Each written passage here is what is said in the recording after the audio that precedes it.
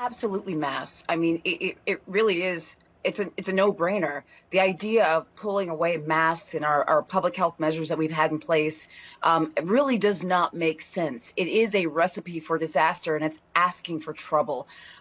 There really is no question in my mind, and in the minds of so many healthcare providers and clinicians, masks are necessary. And we have to stick to this.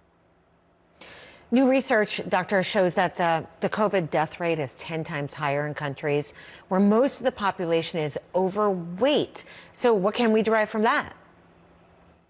Yeah, I think this is really, really interesting and really important for us to understand. You know, we've known that obesity is a risk factor for severe complications from COVID.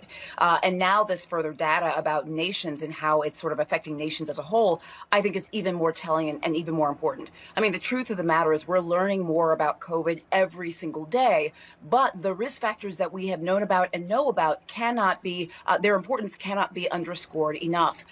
So it just really sort of speaks to the importance of, first of all, populations maintaining healthy, maintaining health as much as possible, right? Because we understand that in some cases that may affect risk for COVID complications. But I think this research also underscores the need for more research and more information.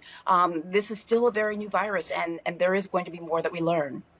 And Kaiser launched a vaccine campaign today aimed at African Americans and misinformation in minority communities. How important is that still?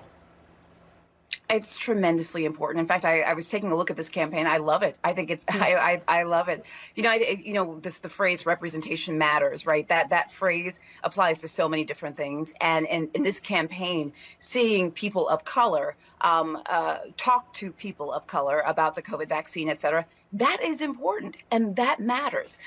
So I really do love this campaign. I think it's a wonderful thing. And I love that we're seeing different organizations, different institutions, different healthcare providers and healthcare providers throughout the nation really talking to people. We're really trying to meet people where they are. And I think I know we have to do this. So this is a campaign that I'm a big fan of.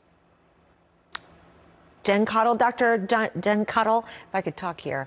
Thank you. Good to see you this morning. I appreciate it. I noticed, too, that our colleague W. Kamau Bell was in that. Appreciate you.